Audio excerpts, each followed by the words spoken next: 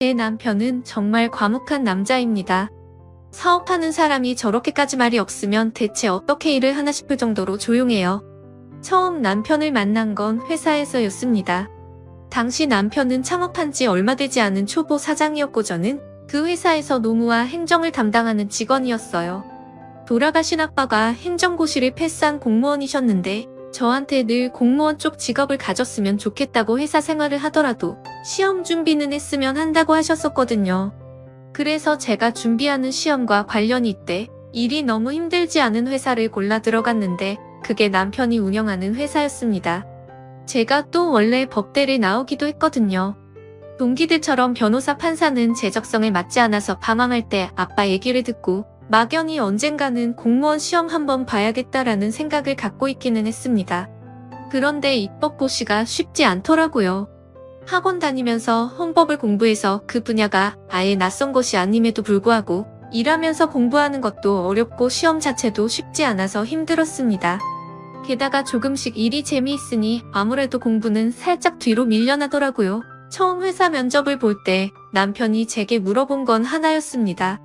꿈이 뭐냐고 하더라고요. 아버지 돌아가시고 얼마 되지 않아 만사 오만 가지가 다 귀찮을 때였고 꿈이니 뭐니 그런 거 다 사치라고 생각할 때여서 그 질문에 대답하는 것도 무의미했거든요. 그래서 면접 보러 간 회사에서 물어보니 제가 내는 대충 때우는 대답을 한 게 이거였습니다. 행정고시, 입법고시 2개 다 합격하는 거요. 왜 2개 다 합격하기를 원해요? 하나만 해도 정말 대단한 건데 전공이 법학이어서 행정고시에 필요한 민법, 국제법은 아주 낯설지 않고 그래서 한번 보면 좋을 것 같아서요. 그런데 일은 국회에서 한번 해보고 싶거든요. 국회에서 근무하는 공무원 되려면 입법고시도 봐야 하니까 그래서 그냥 2개 다 욕심이 많은 것 치고는 너무 아무렇지도 않게 말하는데 회사 다니면서 할 수 있겠어요. 먹고는 살아야죠. 저도 그냥 공부만 할 수 있으면 좋겠네요. 나중에 들어지면 남편은 제가 한 그 말을 듣고 왜 그런지 모르겠지만 자기가 이 사람 공부만 하는 환경을 만들어주고 싶다는 생각을 했었대요.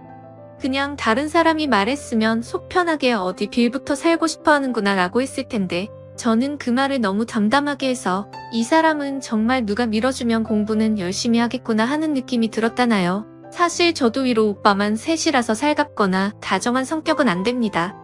대신 우직하게 말없이 노력하는 건 또 있어요. 그런 부분들이 남편 눈에 들고 저 역시 말로만 발랑발랑 까진 남자들 보다가 책임감 있는 모습에 마음을 열게 된 거죠.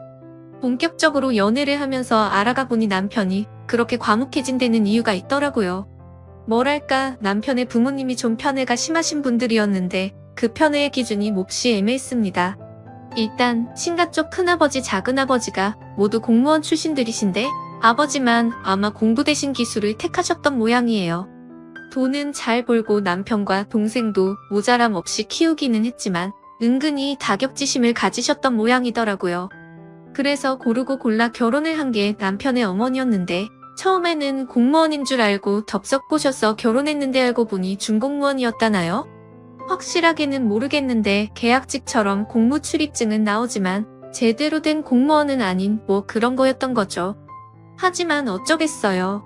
이미 아들 둘 낳고 한참 시간 지난 뒤에 알게 된 사실로 헤어진 애 만회할 수는 없잖아요. 그리고 어머님은 결혼하자마자 일 그만두고 집에서 살림 시작하셨으니 사실로 공무원 아니었으니 나가라고 할 수도 없는 거였죠. 하지만 이로 인해 공무원의 목매는 아버지의 목마름은 더 갈급해진 거였습니다. 그나마 마누라가 공무원 출신이라 대리 만족을 했는데 그게 아니니 더욱 마음에 맺힌 것이 생겨버리신 거죠. 어머니는 어머니대로 자기 남편의 콤플렉스가 그대로 본인의 콤플렉스가 되어버렸고요. 왜 원래 아들 못 낳아서 우리 집 대 끊긴다고 곡기 끊고 우는 사람들이 사실은 그 집 사람 아니잖아요. 예전부터 김씨네 대끈기 타고 우는 사람들을 보면 그 사람들 다 밖에서 시집 온 이씨 최씨 닥씨더라고요. 뭐 어머니도 그런 거랑 비슷하신 거죠. 그래서 남편은 어렸을 때부터 아버지 어머니에게 그렇게 커서 공무원 하라고 그것만큼 안정적이고 좋은 직업이 없다는 소리를 들으며 자랐다고 했습니다. 하지만 어린 마음에도 그런 생각이 들었대요. 왜 안정적이어야 하지? 난 그냥 내가 살고 싶은 대로 살고 싶은데 난 공무원 하기 싫은데였지만 나름 생각이 있었는지 아니면 일찍 반항심이 자란 건지 부모님의 말씀을 한 귀로 듣고 한 귀로 흘렸는데 4살 터울 남동생은 그게 아니었던 모양입니다. 허유 나중에 결혼 약속하고 몇 번 만나면서 어떤 캐릭터인지 확실하게 알 수 있었죠. 정말 입만 살아서 나불거리는 세상 가벼운 남자, 그게 시동생이더라고요. 아주 말로는 고대광실 건물도 짓고 달도 따다주고 다 하는 그런 사람인데 정작 자기가 할 줄 아는 건 별로 없는 말만 앞서는 사람입니다. 그런데 그런 사람이 또 귀 얇게 펄럭이는 사람들은 잘 구워 삶아서 그 사람들 덕보고 살잖아요. 딱 그렇게 삽니다. 시부모님이 그래서 아주 둘째 아들이라면 절절 매시더라고요. 큰 아들은 공무원 하라는 말도 안 듣고 일찍부터 자기 사업하겠다고 제 갈 길 가버리는데 둘째는 벌써 11년째 공무원 공부 중입니다. 그래도 시부모님은 언제 망할지 모르는 사업 붙들고 있는 것보다 한 살이라도 어릴 때 안정적인 공무원에 도전하는 게 훨씬 낫다고 생각하시는 거죠. 그래서인지 여전히 시동생 공부 뒷바라지를 하는데 아까운 것도 없고 힘든 것도 없습니다. 다 미래를 위한 투자라고 생각하시는 거죠. 그런 집에서 자랐으니 남편은 더더욱 부모 형제와 별말을 하지 않게 된 겁니다. 잘한 거 얘기해봐야 칭찬과 격려 대신 언제 잘못될지 모르니 그냥 공무원이나 준비하라는 말 듣고 무시당하니까 대화를 하고 싶겠어요. 태생적으로 가뭄한 사람이 환경 때문에 점점 더 그렇게 된 거죠. 그렇다고 해서 남편이 공무원에 대해서 뭔가 부정적인 생각이 있거나 거부감이 있는 마음이 있는 사람은 아닙니다. 그러니까 제가 그쪽으로 공부하고 싶다는 마음도 충분히 이해를 해준 거겠죠. 2년간 연애하면서 제가 계속 바쁜 회사 생활 속에서도 공부를 손에 놓지 않고 주말에는 데이트하는 시간 빼고는 고스란히 공부에 투자하고 있는 걸 보면서 아마 본인도 이런저런 생각이 많았나 봐요. 저한테 청혼하면서 이렇게 얘기하더라고요. 내가 지금 버는 돈으로 그냥 우리 살림 정도는 충분히 유지할 수 있을 것 같아. 5년이고 10년이고 당신이 원하는 시간만큼 충분히 공부해서 시험과 공부에만 전념해서 시험 준비하는 거 내가 도와줄게. 저 그 얘기 듣고 정말 약간 눈물이 글썽거릴 정도로 감동을 받았습니다. 그 뒤를 이어 남편이 또 이렇게 얘기하더라고요. 처음에 나랑 면접 볼 때 당신이 했던 얘기 기억해? 그냥 누군가의 뒷바라지 받으면서 공부만 하면 행복할 것 같다고. 나 당신이랑 결혼하는 거 나도 행복하고 당신도 행복하고 싶어서 하는 거야. 그런데 나는 당신만 옆에 있으면 행복할 것 같거든. 그런데 당신은 누군가가 뒷바라지 해주면서 공부할 수 있게 해주면 그게 행복하다며. 그러면 난 기꺼이 당신 행복을 위해 그렇게 해줄 수 있어. 한번 열심히 해봐. 남편의 말에 저는 고개를 끄덕이며 고맙다고 얘기하고 한 가지 약속을 했습니다. 내가 어떻게든 7년 안에 성과를 보여주도록 할게. 2개 다 꼭 합격할 거야. 그러자 남편이 저를 안고 머리를 쓰다듬으면서 이렇게 얘기하더라고요.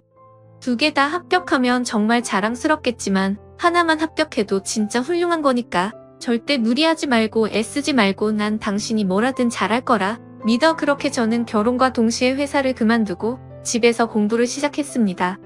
처음에 결혼하고 제가 회사를 그만둘 거라고 그랬더니 시어머니와 시아버지가 약간 마뜩찮은 얼굴로 요즘에는 다들 맞벌이 한다는데 왜 회사를 그만두냐고 하시더라고요. 저도 남편도 그 두 분이 얼마나 공무원에 대해 집착하시는 걸 잘 알고 있어서 둘이 암묵적으로 공무원 공부하고 있다는 얘기는 하지 않기로 한 상태였거든요. 그래서 제가 그냥 공부하고 싶은 게 좀 있어서 공부 좀 더 하려고 한다고 얘기했죠. 그랬더니 시어머니가 아니나 다를까 들으라는 듯 혼잣말처럼 이렇게 주물거리시는 거예요. 공부도 뭐 아무나 하나 다 머리가 있고 능력이 있어야 하는 거지. 그냥 얌전히 회사나 다니면서 돈이나 벌지 지금 와서 무슨 공부를 하겠다고. 말 한마디 한마디가 가슴에 콕콕 박히는 말이었지만 그런 말조차 안 들을 거라고는 생각 안 했기 때문에 한 귀로 듣고 한 귀로 흘렸습니다. 다행인지 불행인지 시부모님은 남편과 저에 대해서 그다지 큰 관심도 기대도 없었습니다. 분명 저희가 용돈도 많이 드리고 생활비를 드림에도 불구하고 그건 그냥 장남이니까 하는 거 당연한 거라고 생각하셨죠. 그 두 분의 모든 자랑거리 기대거리는 오직 시동생 뿐이었습니다. 왜냐하면 얼마 전에 시동생이 준공무원 자격으로 공무원 사회에 발을 담갔거든요. 그 옛날 어머님처럼 공무원은 아니지만 공무원들과 함께 일하는 비정규직으로 취직을 한 겁니다. 저는 사실 그게 무슨 공무원인가 싶어서 떨떠름하게 별 반응을 안 했는데 어머니와 아버님은 이렇게까지 좋아하신다라고? 라는 생각이 들 정도로 너무 행복해 하시더라고요. 그러면서 글쎄 이렇게 말씀하시는 거예요. 일단 그 세계에 발을 담가야 그 세계로 들어갈 수 있는 길이 열리는 거야. 아이고, 우리 아들 그렇게 열심히 공부하더니 이제 슬슬 공무원 세계로 들어가는구나. 장하다 장해. 그런데 제 생각에는 10년이 넘게 공부를 해도 시험 합격 하나 못하고 그렇게 비정규직으로 들어간 거면 그 사람 공무원 시험 합격하기 어려운 사람이거든요. 적어도 9급 정도는 시험 보고 합격할 때가 차고 넘쳤는데도 그것조차 못하는 거면 그냥 공부를 안 한 게 아닌가 싶은 생각이 들었습니다. 그런데 제가 그런 얘기를 주절주절 할 수는 없죠. 게다가 그 회사에 들어간 지 6개월 만에 9급 공무원 여자랑 연애를 시작했다는 소식을 전해오더라고요. 저 정말 너무 놀랐잖아요. 남들이 보면 어디 유럽 공주라도 꼬셨는 줄 알겠어요. 세상에 9급 공무원 드디어 이 집에 제대로 된 공무원 며느리 들어올 것 같다고 어머님 아버님이 얼마나 설레하며 신나하시는지 어이가 없을 정도였습니다. 대체 9급 공무원 며느리가 어떤 위상이길래 이렇게까지 하시나? 저는 정말 전혀 이해가 되지 않았습니다. 그런데 참 사람이 끼리끼리 만난다는 말은 세상이 끝나는 그날까지도 진리일 것 같아요. 분수 모르고 겉멋만 가득 든 시동생이 데리고 온 여자는 이런 여자라 우리 시동생을 만나는구나 라는 생각이 납득이 되는 사람이었습니다. 그만큼 똑같은 사람이었어요. 머리끝부터 발끝까지 허영이 가득했고 아주 작은 것도 엄청 크게 뻥튀기해서 자기 좋은 쪽으로 얘기 꾸미는 데는 천부적인 소질이 있더라고요. 그리고 9급 공무원인 자기를 무슨 장관이라도 된 듯 떠받들여주는 시댁 문화를 보고는 여기서는 내가 대장을 할 수 있겠다라는 생각이 든 모양이었습니다. 점점 말투며 행동이 기고 만장해지는 게 눈에 환하게 보였죠. 시어머니는 동서될 여자가 한마디 한마디 할 때마다 우리 공무원 선생님 하시는 얘기인데 들어야지라는 말을 하면서 그렇게 꾸벅꾸벅 순종을 하시더라고요. 한 발짝 물러서서 보면 진짜 웃기지도 않는 상황이었죠. 저랑 남편은 그 모든 상황이 점점 더 불편해져서 시댁을 찾는 일이 조금씩 줄어들었습니다. 그런데 무조건 거리를 두고 사는 게 그게 어디 쉽겠나요? 이런저런 집안의 행사도 있고 집안 식구들끼리 참석해야 되는 일도 있고 명절이나 제사 그리고 부모님의 생신 때는 그래도 서로 모여야 하잖아요. 어쩔 수 없이 적어도 1년에 14번에서 15번은 온 식구가 모이게 되더라고요. 그리고 그때마다 저와 남편은 몹시도 이상한 광경에 좀 당황해야 했습니다. 무슨 고대마야 문명시대에서 우상을 하나 모셔다 놓고 그 우상 앞에서 벌벌 끼며 비위 맞추려고 노력하는 무매한 대중을 보는 듯한 느낌이랄까요? 이 집에서는 자기가 몹시 인정받고 우러러보는 대상이라는 걸 알게 된 동서는 이제는 아주 대놓고 집안의 어른 노릇을 하려고 했습니다. 한 번은 이런 일이 있었어요. 저희 시아버지 생신이 한여름이거든요. 그런데 시아버지가 열무김치를 정말 좋아하십니다. 저희 친정엄마가 열무김치를 참 잘 담그셔서 제가 다른 요리는 못해도 시아버지가 좋아하시니까 열무김치 담그는 방법은 정성껏 배워서 한단 말이죠. 동서가 집에 들어오기 전에는 열무김치 제가 담가주는 게 세상에서 제일 맛있다고 생일날 열무김치 국수만 먹어도 너무 행복해 하시던 분이었거든요. 그리고 어머님도 이 삼복 더위에 무슨 요리를 하냐며 그냥 열무김치에 국수 먹는 거 그것도 결식 생일상이다라면서 좋아하셨고요. 그런데 동서가 들어오고 첫 아버님의 생신을 준비하면서 마치 무슨 도덕적 페르나를 보듯 저한테 이러는 거예요. 아니 형님 어떻게 그래도 생신상을 국수로 차려요. 국수가 원래 장수를 기원하는 음식이기는 하지만 그래도 생신인데 고기국수도 아니고 풋내 나는 열무국수라뇨. 세상에 양반 집에서는 절대 안 이뤄져 순간 너무 당황스러웠습니다. 아니 요즘 세상에 산농공상이 있는 것도 아니고 양반 쌍농 구분이 있는 것도 아닌데 생일날 열무국수 먹으면 큰일 나는 건가요? 그리고 톡 까놓고 말해서 한여름에 열무 얼마나 비싼 줄 아세요? 차라리 고기 사다 구워 먹는 게 훨씬 싸게 먹힙니다. 저는 그냥 실용적으로 서로가 좋아하는 거 생일날 선물 겸해서 그거 해드리면 오래오래 잘 드실 테니 선택한 메뉴였는데 그런 식으로 공격이 들어올 거라고는 생각도 못한 거죠. 제가 너무 당황해서 아무 말도 않고 멀뚱멀뚱 있으니까 시어머니가 옆에서 아주 얄밉게 이렇게 거두시더라고요. 하긴 나도 좀 항상 그게 걸리기는 했어. 그래도 생신인데 국수 한 그릇 덜렁 놓고 밥 먹는 거 그거 영 본드 없는 집 같지 않니? 맞아요. 어머님 그래도 생신상은 제대로 차려야죠. 과일이랑 고기 뜨거운 탕 생선구이 이런 거 놓고 한 상 차려서 드셔야죠. 아 이게 뭐예요? 열무국수라뇨. 그러게 내 말 듣고 나니까 그렇다. 역시 나란 일하는 사람 생각이 다르네. 그럼 이번 아버지 생신은 그렇게 차려볼까? 그렇게 차려야죠. 참 그런데 어머님 어떡하죠? 아버님 생신 식사 하시기로 한 토요일 점심에 제가 글쎄 대민 지원을 나가야 돼서 조금 늦게 올 것 같아요. 식사 준비를 다 도와드리진 못할 것 같고 식사할 때 시간은 어떻게 간신히 맞출 수 있을 것 같거든요. 아이고 나란 일이 먼저지 뭘 그런 거를 걱정해. 그런 거는 그냥 집에서 노는 사람이 알아서 하면 돼. 이 형님 집에서 그냥 놀잖아. 그날 좀 일찍 와서 같이 요리하면 되는 거지. 너는 아무 걱정 말고 일이나 해응. 너무나 어이가 없었습니다. 분명히 그 자리에 제가 뻔히 있는데 저를 투명인간 취급을 하면서 둘이서 아예 그렇게 결정을 해버리고 말더라고요. 제가 좀 부화가 나서 거기서 그냥 이렇게 얘기했습니다. 저도 그때 오전 스케줄이 안 되는데요. 오후에 끝나요. 그랬더니 동서가 저를 확 돌아보면서 아주 싸늘하게 이렇게 말하는 겁니다. 형님 맨날 노는 사람이 왜 굳이 그날 스케줄을 잡아요. 너무하신다. 저 노는 거 아니잖아요. 형님이 배려 좀 해주세요. 네? 너는 맨날 첫날 집에 있으면서 하필 그날 일정을 잡고 그러니 당장 취소해라. 그리고 원래 바깥일 하는 사람들 밖에서 일 잘할 수 있게 해주는 게 집안일 하는 사람들이 해야 하는 일이야. 아이고 어디서 저런 게 들어와서. 오휴. 아마 저 그날 남편이 중간에서 저 끌고 나와 집으로 데리고 오지 않았으면 한바탕 폭발해서 난리를 쳤을 거예요. 그런데 평소 눈치 없고 말 없는 사람이 뭐가씩이라도 한 건지 방 안에서 뭐 하고 있다가 뜬금없이 나와 벌어진 상황 보고 저를 확 데리고 나오더라고요. 제가 너무 화가 나고 안 풀려서 씩씩거리면서 가슴을 팡팡 치고 있으니 남편이 저한테 이렇게 말했습니다. 이번 금요일에 내가 휴가 낼 테니까 당신도 머리 좀 쉴 겸 우리 근교로 여행 나갈까? 한 3일 공부 손에서 놓고 숲 보면서 힐링하자. 그래야 할까봐. 나 진짜 복장 터져서 죽을 것 같아. 미안하다. 우리 엄마 아빠 때문에 정말 당신이 미안할 일은 아니지. 제일 나쁜 건 동서야. 아유 진짜 얄미워. 너무 얄미워. 하긴 남편이 무슨 죄가 있겠어요. 본인도 그런 부모라서 괜히 제 눈치 보고 부모 때문에 속상하고 이래저래 힘들겠죠. 저랑 남편은 정말 싹 잊고 여행 가서 마음 편하게 휴식을 취하다 오자고 서로 약속을 했습니다.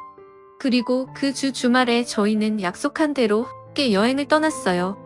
평소 남편이 캠핑을 좋아하는 편이라 저희가 들로 산으로 잘 다니는 편이었거든요. 그리고 절대 조금이라도 위험하다거나 기상청이나 발표가 나면 움직이지 않습니다. 왜냐하면 처음에 놀러 다닐 때쯤 한번 이런 일이 있었어요. 저희랑 항상 같이 다니던 크루 같은 사람이 하나 있었는데 그분이 너무 자기의 경험이 또렷하다 보니까 일기예보나 주변 사람들의 조언을 항상 듣지 않는 분이었거든요. 비 많이 온다고 계곡 근처 가지 말라고 할 때도 이 정도 비는 절대 물 안 넘친다고 자신만만했습니다. 번개가 많이 칠 것 같으니 이럴 때는 텐트 치지 말라는 경고가 와도 자기가 경험이 얼만데 이런 거 정도는 한두 번 치다 만다고 무시하곤 했죠. 이렇게 늘 다른 사람의 충고를 무시하고 그렇게 다니시던 분이었습니다. 그런데 결국 그분이 그런 모든 충고를 무시하고 다니시다가 몇 년 전 계곡에서 목숨을 잃고 말았어요. 당시 그분 구하느라고 동원됐던 구급대원들도 크게 몇 명 다칠 정도로 큰 사건이었습니다. 그때 이후로 저랑 남편은 우리의 즐거움을 위해 누군가의 목숨을 저당 잡혀서는 안 된다는 생각을 1순위로 하고 살고 있거든요. 그래서 뭔가 조금이라도 위험하거나 이상하면 절대 움직이지 않습니다. 마침 저희가 캠핑을 간 그 주말은 일기예보도 날씨가 너무 좋은 곳으로 나오고 실제로도 날씨가 몹시 좋았어요. 다만 저희가 갔던 그 캠핑장의 시설물 하나가 조금 부실했던 모양입니다. 비가 얼마 오지도 않았는데 그 시설물이 부셔지면서 일부 침수가 되고 빠르게 대피해야 되는 상황이 발생한 거죠. 사실 이거는 어떤 자연재해라기보다는 정비를 제대로 하지 않은 캠핑장의 인재에 가까운 상황이어서 저희도 그냥 간만에 쉬려고 했는데 재수가 좀 없었다는 생각을 했습니다. 이국도 운명이라는 농담을 하면서 철수 준비를 하고 있었는데 그때 제 귀에 익숙한 목소리가 하나 들려왔습니다. 세상에 여기서 뭐 하세요? 깜짝 놀라 돌아본 곳에는 동서가 있었습니다. 금요일 오후 동서가 왜 거기에 있는지 얼떨떨해서 저랑 남편은 어떻게 반응을 해야 될지도 몰라 어리벙벙한 얼굴로 가만히 보고만 있었어요. 알고 보니 동서가 그 근처에서 일하고 있는 공무원이었고 담당자가 마침 자리를 비운 참이어서 대신 대민 지원 비슷한 걸 나온 거였습니다. 뭐 본인도 짜증은 났겠죠.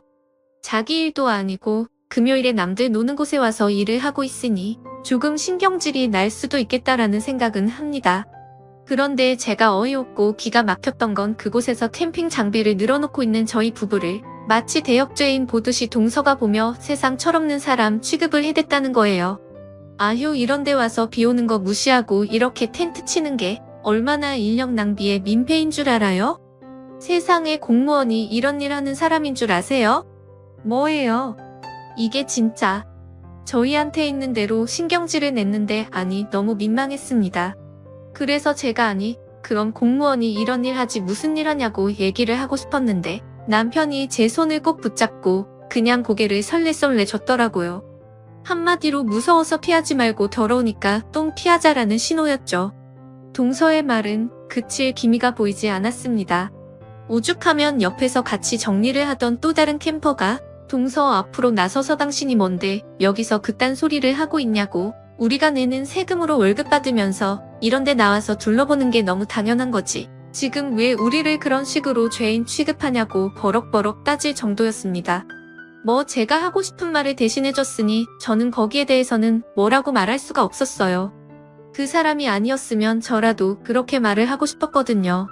그러면서 할 말 똑부러지게 하는 우리 옆 사람이 이렇게 얘기를 하는 거예요. 그리고 우리도 기상 악화가 우려되니까 움직이지 말라는 문자라도 받았으면 다들 정리해서 갔을 거예요. 그런데 이거는 기상 악화가 문제가 아니라 이 캠핑장 시설 문제인 거잖아요. 여기 있던 사람들도 어떻게 보면 피해자인데 그걸 가지고 이런 식으로 으르딱딱 거리는 거 공무원 갑질이에요. 민원 넣겠습니다. 세상에, 그런데 정말 그 순간 저는 너무 어이없는 상황을 겪었습니다. 동서가 그 민원이라는 말이 나오자마자 갑자기 얼굴이 하얗게 질리는 거 있죠. 그리고 그 사람한테 글쎄 설설기며 이렇게 말하는 겁니다. 어머, 선생님 오해세요. 제가 그런 의도로 말한 게 아니고 너무 걱정돼서 조심하라는 거를 좀 세게 얘기했나 보네요.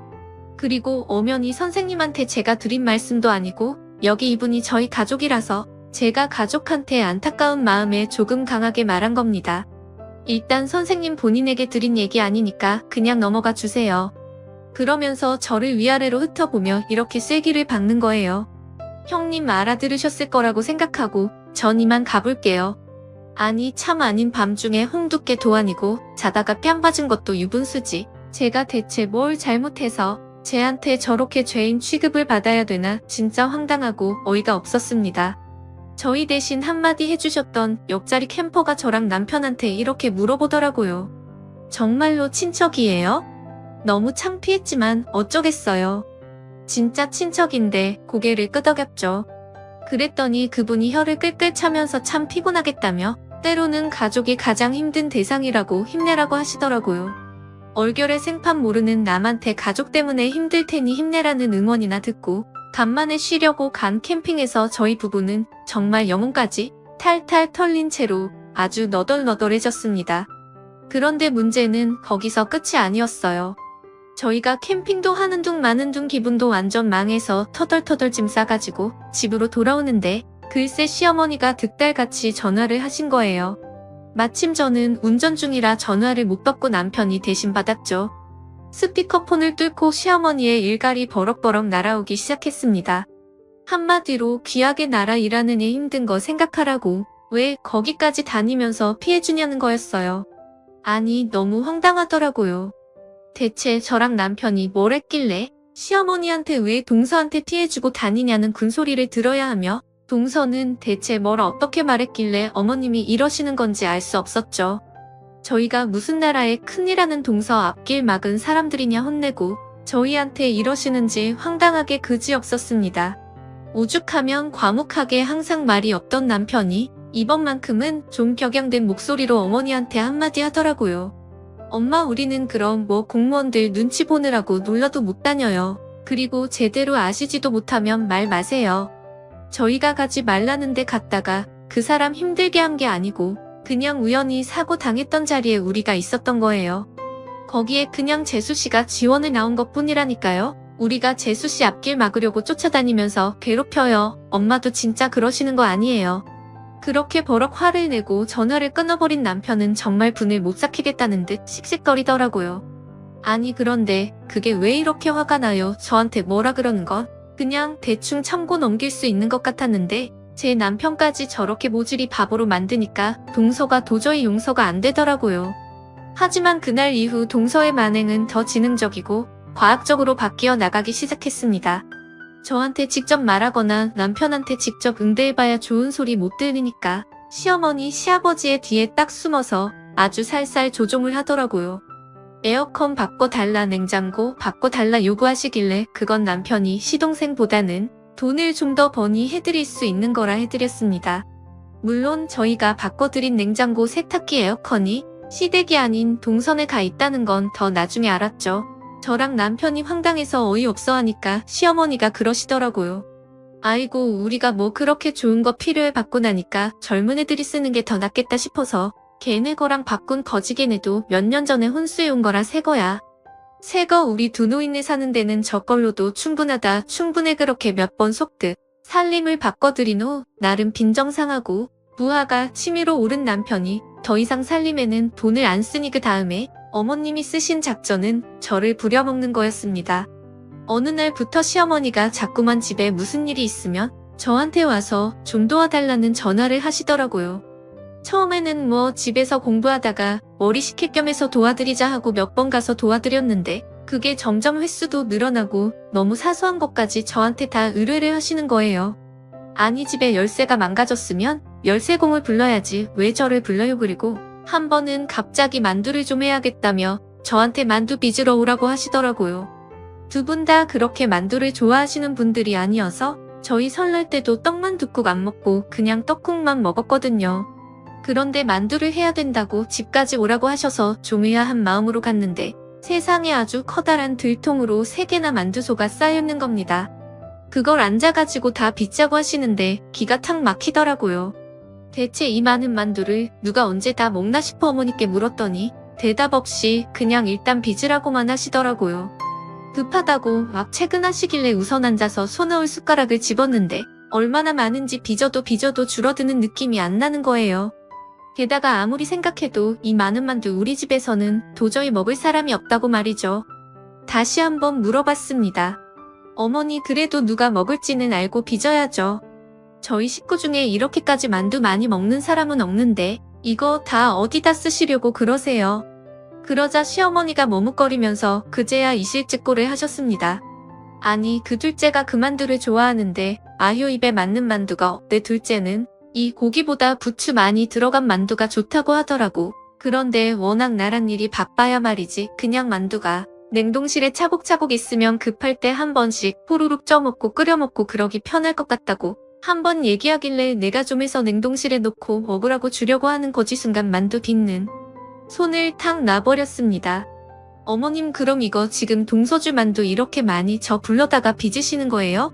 넌 어차피 집에서 놀잖니. 이거 오늘 안에 해서 싹 쪄가지고 밤에 갖다 줘야 애가 따뜻할 때 냉동실에 보관을 하지.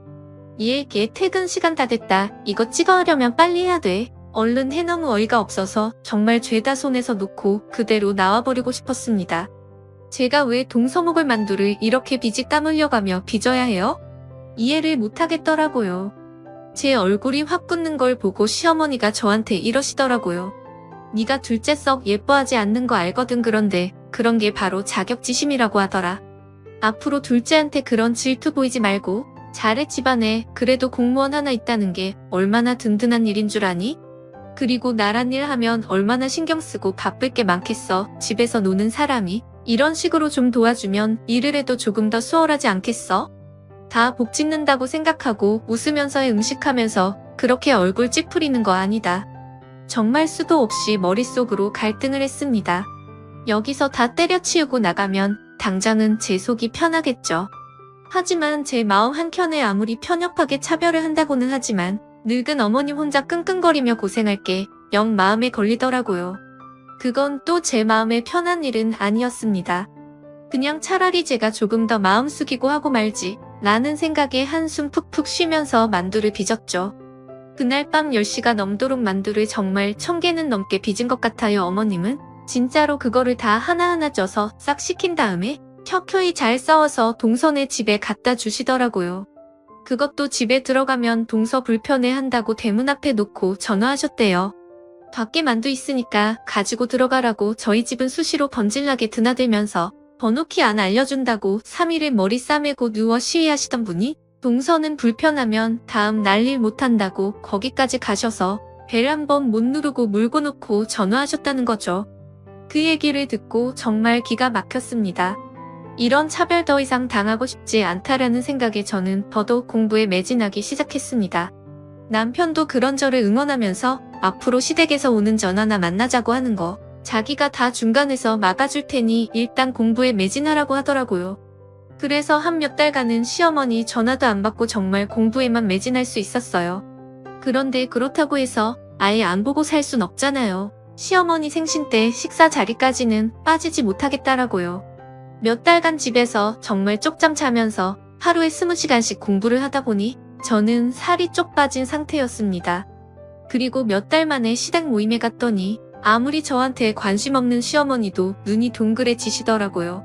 아니 너는 애가 왜 이렇게 피골이상 접했니? 요 몇 달 동안 아주 껌고 먹은 소식이어서 내가 만나면 한마디 하려고 했는데 너 어디 아팠니? 네? 아니요, 저 뭐 좀 하느라고 하니 그러게 뭘 했길래 그렇게 애가 뼈밖에 안 남았어? 뭘 하길래? 저 공부 좀 하고 있어서 하니 대체 너는 무슨 공부를 하길래?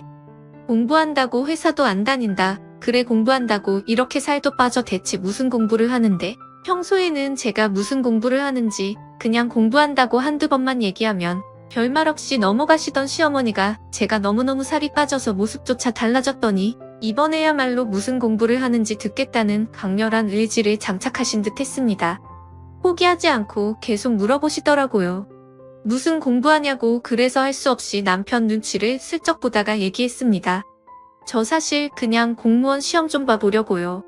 그리고 그 순간 정말 시어머니와 시아버지 시동생과 동서가 파한대소 그런 파한대소가 어깨 미친 듯이 웃음을 터뜨리더라고요. 아마 제가 아이돌 준비한다고 해도 그렇게까지 웃지는 않았을 거라는 생각이 들 정도로 미친 듯이 웃어 제꼈습니다. 아이고 배야 하면서 식탁을 탕탕 치며 웃는데 너무 무안해서 눈물이 다 나올 것 같았습니다. 동서가 진짜 웃겨서 견딜 수가 없다는 듯 얼굴이 빨개져서 저한테 마치 아이 어루듯 이러는 거예요. 아이고 우리 형님 공무원 되고 싶으셨어요? 그러니까 생각은 잘하셨는데 그게 어디 그렇게 생각처럼 쉽나요? 공무원 공부하시느라 그렇게 살이 빠지셨어요? 세상에 형님 귀엽다 귀여워. 그러자 시동생도 이죽이죽 웃으면서 이러더라고요. 형수님와 진짜 반전이다. 공무원 시험이 어디 쉬워요? 이 사람이 되니까 붙고 이렇게 공무원 하는 거지. 나 봐요 그렇게 오래 공부했는데도 아직도 힘들잖아. 공무원 그게 아무나 되는 게 아니라니까. 공부만 잘해서 되는 게 아니라 면접도 잘 봐야 되고 이게 그렇게 개나 소나 다 도전할 수 있는 그런 게 아니에요. 시어머니, 시아버지도 반응은 마찬가지였죠. 네 주제에 무슨 공무원을 하냐서부터 시작해가지고 그냥 내 아들 힘들게 하지 말고 지금이라도 포기하고 그냥 회사 다니라는 말까지 온갖 수모가 와르르 쏟아졌습니다. 그 자리에 있는 것 자체가 너무 힘들더라고요. 남편은 그 사람들의 그런 반응을 보고 딱 한마디 했습니다. 그만하라고요. 평소 말없이 가만히 있는 제 남편이 무서운 목소리로 그만하라고 하니까 그 사람들이 또 그거는 슬그머니 쫄아붙대요. 어쨌건 남편이 그만하라 그래서 다들 놀리는 건 그만두게 했는데 그럼에도 불구하고 저만 보면 키득키득거리고 쑥덕쑥덕 거리는 게 아주 기분이 언짢게 이루 말할 수가 없었습니다. 집으로 돌아오는 길 남편이 저한테 그냥 슬그머니 이렇게 얘기하더라고요. 당신 시험 얼마 안 남았지? 나 꼭 잘 볼 거야. 다른 사람들 말에 상처받고 그럴 필요 없어. 일단 마음 편하게 하고 만약에 안 되면 한 번 더 도전하면 되니까. 나도 알아. 그렇게 알게 말은 했지만 참 마음이 복잡해지더라고요. 어떻게든 합격해서 다른 식구들의 코를 납작하게 해주고 싶다는 마음이 마구마구 올라왔습니다. 집으로 돌아와서 저는 더 열심히 공부를 하기 시작했어요. 그렇게 시험 날짜가 다가왔습니다. 첫 시험은 준비한 대로 차분히 잘 치렀습니다. 제 경우 행정고시랑 입법고시를 함께 준비하고 있어서 시험을 연달아 치르고 하나 끝났다고 쉴 수 있는 상황이 아니었어요. 그런데 제가 공무원 시험을 준비하고 있다는 걸 알게 된 시댁에서는 방해를 하려는 건지 놀리는 건지 시험 공부하고 있다는 걸 뻔히 알면서도 자꾸 불러대더라고요. 마지막 6개월은 그것조차 너무 스트레스라서 핸드폰도 해지해버렸습니다.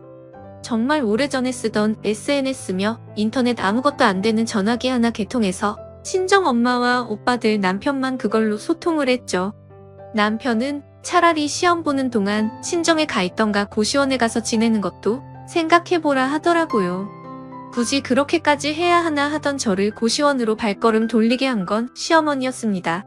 글쎄 제가 전화까지 바꾸고 받지 않자 집으로 찾아와서 문을 두드리시는 거 있죠. 심장이 벌렁거리더라고요. 문 밖에서 저한테 주제에 맞지도 않는 공부하겠다고 깝치면서 아들 고생시키지 말고 어디 일할 데 없으면 동선에 가서 집안일 좀 도와주라고 말을 하는데 정말 이웃 보기 부끄러워서 대문을 열어드릴 수조차 없었습니다. 결국 두들기고 불러도 제가 나오지 않자 시어머니는 있는 대로 신경질을 내며 발걸음을 돌렸고 저는 그날 저녁 남편에게 고시원에 가겠다고 선언했어요. 고시원에서의 6개월은 제 지난 몇 년간 가장 행복한 시간이었습니다. 누구 눈치도 보지 않고 열심히 공부만 할 수 있는 시간, 시어머니의 환청도 동서의 눈빛도 느껴지지 않는 곳이었거든요. 그렇게 제 모든 것을 갈아놓고 저는 입법, 행정 2개의 시험을 다 치렀습니다. 차례대로 나올 결과만 기다리면 되는 상황이었죠. 여보, 나 둘 중에 하나도 못 붙으면 어떡하지? 그거 한 번에 붙는 게 더 어려운 거 아니야? 당신 시험 준비한 건 4, 5년 되었지만 사실 제대로 공부한 건 1년이잖아. 그나마 마지막 6개월 때나 수험생처럼 공부했지. 그전에는 실상 공부에 매진할 수 있는 환경도 아니었고 나는 당신 대단하다고 생각해. 그런 환경이면 다른 사람들은 진작에 그냥 포기했을 거야. 그리고 당신은 어떻게든 시험까지 봤잖아. 그걸로 사실 나는 충분한데 거기에 조금 더 욕심을 내자면 당신 노력에 대한 보상이 꼭 있었으면 좋겠다는 거. 정말 그거야. 세상 무뚝뚝한 사람이 이렇게 다정하게 해주는 말을 들으며 저도 모르게 눈물이 왈칵 솟았습니다. 어쨌거나 둘 중 하나라도 되면 감사하고 둘 다 되면 너무 행복하겠죠. 하나도 합격을 못하면 이후에 계속 시험에 도전할 것인지는 고민을 좀 해보기로 했습니다. 결과를 기다리면서 저는 차분하게 일상으로 돌아올 준비를 했습니다. 제가 고시원까지 가서 공부를 한 것을 알고 친정엄마는 굳이 왜라는 반응이셨거든요. 이거저거 말하기 귀찮고 또 말해봐야 시댁욕이니까 가만히 있었는데 시험 다 끝나고 나니 애써 시댁콩 제가 숨기려고 애쓸 필요도 없겠다 싶겠더라고요. 그래서 엄마와 오빠 세 언니들이 모인 자리에서 제가 고시원을 갔던 이유를 말해줬습니다. 저 사실 제가 성격이 무뚝뚝하고 감정 표현 별로 없는 게 식구들 닮아서 그런 줄 알았거든요. 다들 그려려니 하고 무심한 사람들이라서요. 그런데 아니더라고요. 시댁 얘기를 들으면서 큰 오빠, 둘째 오빠는 화를 참지 못하고 벌떡 일어나 발코니에서 담배를 뻑뻑 피우다가 들어오고 셋째 오빠는 술을 다 벌컥벌컥 마시는 게 아니겠어요.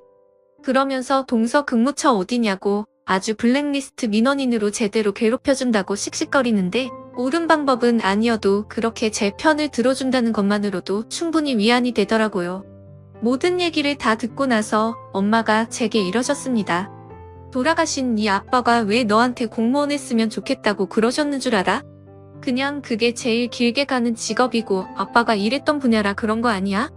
아빠는 네가 모든 자식들 중에 가장 자기를 많이 닮았다고. 그래서 이 분야 일하면 참 잘할 거라고. 정말 나라에 보탬되는 인재 될 거라고 믿었어. 그래서 하라고 하셨던 거야. 엄마 말을 듣는데 뭔가 마음 한켠이 몽글몽글 하더라고요.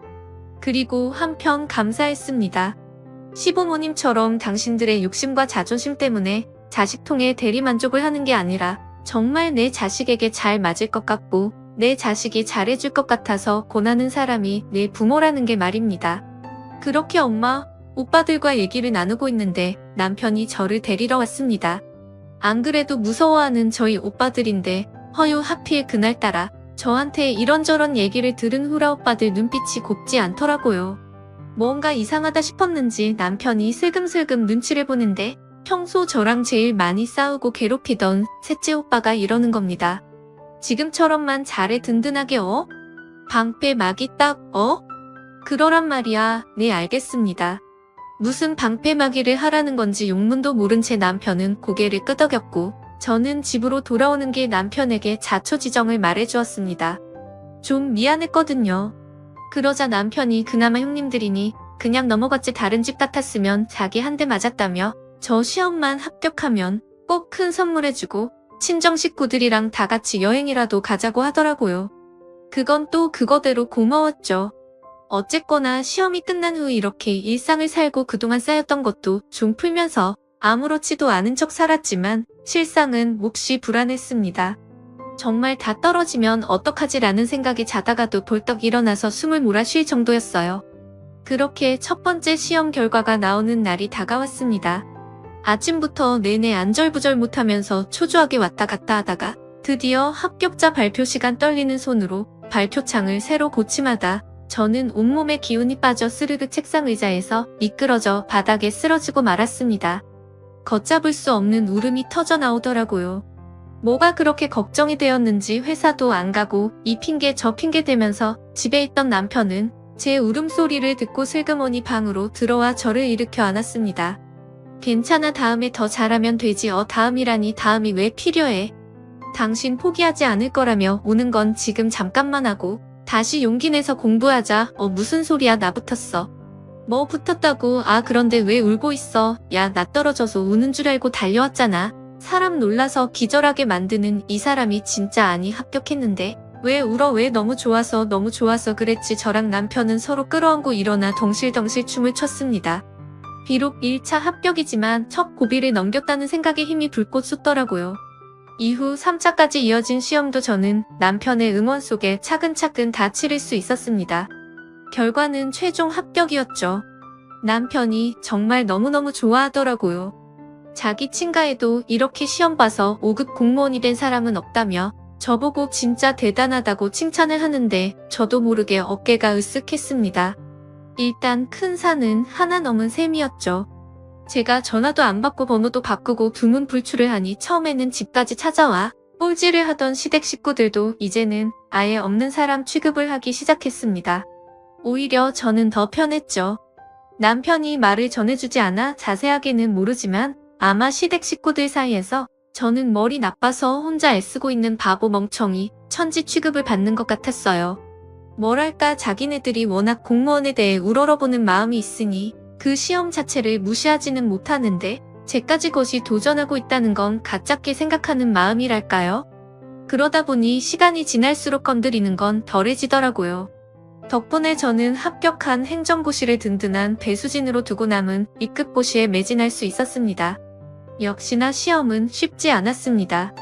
떨어져도 할 수 없겠다는 마음과 그래도 꼭 합격하고 싶다는 마음 어떻게든 해내고 싶은 마음까지 제가 할 수 있는 최선의 최선을 다 쏟아부었어요. 그렇게 모든 시험을 다 마무리하고 저는 비로소 마음의 자유를 얻었죠. 시험도 다 마무리되었겠다. 더 이상 시댁을 피할 이유는 없었습니다. 뭐 제가 5급에 합격했다는 말도 굳이 하지는 않았어요. 그 사람들한테까지 자랑하고 싶을 만큼 저 절박하지 않거든요. 여하튼 거의 8개월 만에 시댁 식구들과 함께 식사를 하는 자리가 마련되었습니다. 분명 저를 놀리거나 무시하는 시간이 될 거라는 거 알았지만 남편이 자기가 알아서 정리할 테니 그냥 가만히 있으라고 하더라고요. 저는 저 나름대로 그 사람들을 신경 쓸 여유가 없었던 것 같았습니다. 하필 점심 식사를 하기로 한 그날이 제 입법고시 최종 합격자 발표 날이었거든요. 전체 경쟁률이 210대 1이어서 거의 기대는 하지 않았지만 그래도 제 눈으로 확인할 때까지는 포기하고 싶지 않았어요. 아니나 다를까 오랜만에 만난 시댁 식구들은 절 보자마자 피식피식 새어나오는 웃음을 감추지 않더라고요. 아유 공부는 포기하셨나요? 이번에 9급 시험이 언제지? 지났지 슬슬 합격자 발표 나올 때 아닌가. 안 그래도 이번에 전반적으로 공무원 시험 난이도가 높았다던데 괜찮았어요? 시험은 보셨죠? 제가 엿이라도 좀 보낼까 하다가 그런 것조차 부담돼서 떨어졌다는 원망 듣고 싶지 않아서 안 보냈어요. 그냥 보내드릴 걸 그랬나봐요. 다음 시험 보기 전에는 제가 보내드릴게요. 엿이라도 드셔야 철석 붙지 않겠어요? 아유 엿 먹는다고 붙으면 시험 떨어질 사람 있겠니? 다 자기 실력이고 머리지 그렇게 마음껏 까불고 이기죽거리는데 참 가소로운 생각이 들었습니다. 남편도 평소 같으면 울긋불긋 했을 텐데 희미하게 미소까지 끼고 잠잠히 보고만 있더라고요. 일단 다 같이 자리에 앉아 식사를 시작했습니다. 뭐가 이것저것 많이 나오기는 했지만 제 신경은 온통 합격자 발표였죠. 안절부절 못하게 되더라고요. 몇 번을 핸드폰을 열었다 닫았다 하니 동서가 그게 또 거슬렸는지 저한테 물어봤습니다. 어디 연락 올 때 있어요? 아니 뭐 좀 보려고. 혹시 합격자 발표? 형님 정신 차려요. 오늘 발표하는 건 입법고시예요. 9급이 아니라고요. 동서의 말을 듣고 시동생과 시어머니가 배를 잡고 웃기 시작했습니다. 자기 합격자 발표 날도 헷갈리는 사람이 무슨 공무원 하냐고 마구 비웃더라고요. 그러거나 말거나 저는 다시 한번 폰을 꺼내서 새로 고침을 누르고 확인을 했습니다. 그리고 조용히 핸드폰을 남편에게 건네줬죠. 남편이 깊게 한숨을 내쉬더라고요. 저기 할 말 있어요. 저희응 무슨 할 말. 아이고 알았다 알았어. 그만 놀릴게. 그래 우리가 심했다. 우리가 잘못했어. 그게 아니고 이 사람 공무원 시험 합격했어요. 남편의 말에 그 자리에 있던 모두가 얼떨떨한 얼굴로 멀뚱멀뚱 바라보더라고요. 그 와중에 먼저 입을 연 건 동서였습니다. 어머 9급. 어느 지역이요? 그 순간 저는 남편의 말과 행동을 아마 평생 잊지 못할 것 같아요. 진짜 속 시원했거든요. 아이고 공부해서 뭐하러 9급을 봅니까? 보려면 제대로 된 거 봐야지. 이 사람 얼마 전에 행정고시 5급 합격했고 방금 입법고시도 합격했어요. 이번에 경쟁률이 210대 1이었다죠. 자기야 일어나. 장모님이 잔치 연다고 나한테 연락하셨어. 가자. 아직 후식이 남아있는 상태였지만 남편은 가차없이 제 손을 낚아채서 밖으로 나갔습니다. 믿을 수 없다는 듯 시모와 동서가 남편 손에서 핸드폰을 빼서 직접 확인을 하더라고요. 둘 다 어이없이 경악하는 표정으로 저를 멀뚱거리며 보고 있길래 저도 한마디 했습니다. 민원 업무하는 데를 내가 갈 일이 있을지 모르겠는데 어쨌거나 우리 대한민국 공무원 파이팅. 잔뜩 썩어 들어간 표정의 가족들을 두고 나오는 길 정말 발걸음이 너무 가벼웠습니다. 그리고 진짜 너무너무 속이 시원했어요. 남편이 저한테 진짜 수고했다고 너무 자랑스럽다고 해주더라고요. 앞으로 동서가 저한테 까부는 일 시어머니가 무시하는 일 없겠죠. 끝까지 함께 해주신 여러분 감사드리며 저희는 다음 사연으로 돌아올게요. 감사합니다.